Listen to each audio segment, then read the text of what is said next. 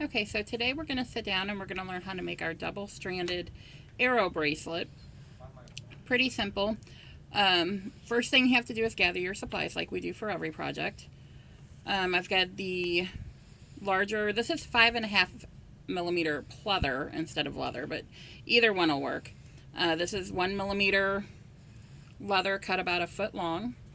We have our little tube of E6000, our centerpiece, the pieces that hold your two strands together, and then an end cap and your clasp, and then cutters to cut your leather in half.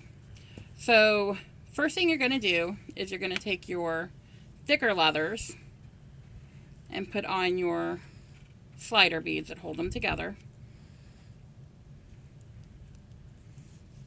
Slide them down.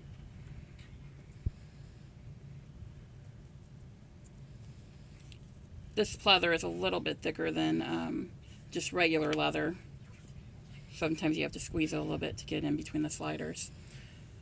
Take your E6000, open it up. We're going to put our quite a bit in there so that it holds all the way around.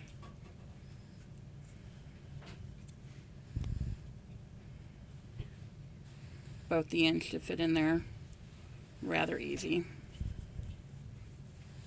We want to make sure that your ends are cut the same size, otherwise they won't lay in the cap right.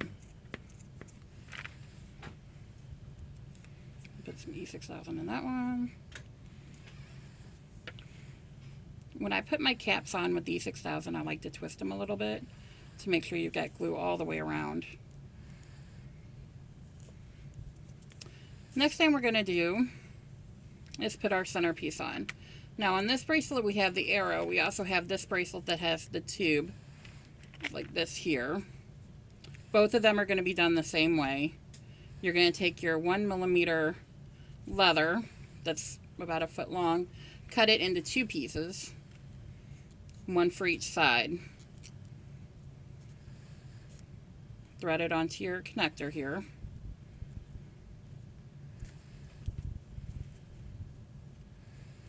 I wrap, let's see here, this bottom one's going to go around this way, top one we do this way, meeting in the back, and we do a knot.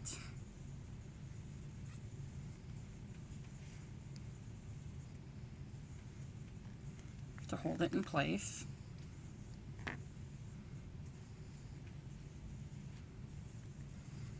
Do the same thing to the other side. Put it through the hole. Pretty even there.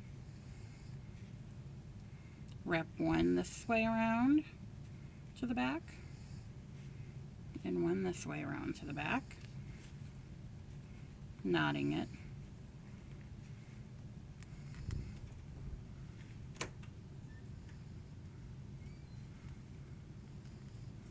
We're going to, pull tug, tug it pretty tight, but you don't want to pull it too tight because 1mm leather is notorious for breaking and snapping if you pull too hard. And that's any kind of 1mm leather. There's not one that's any better than the other. That's how it looks on the back. Then I take my E6000 and I like to just put a dab over the knot so that's not going anywhere. And we let that dry.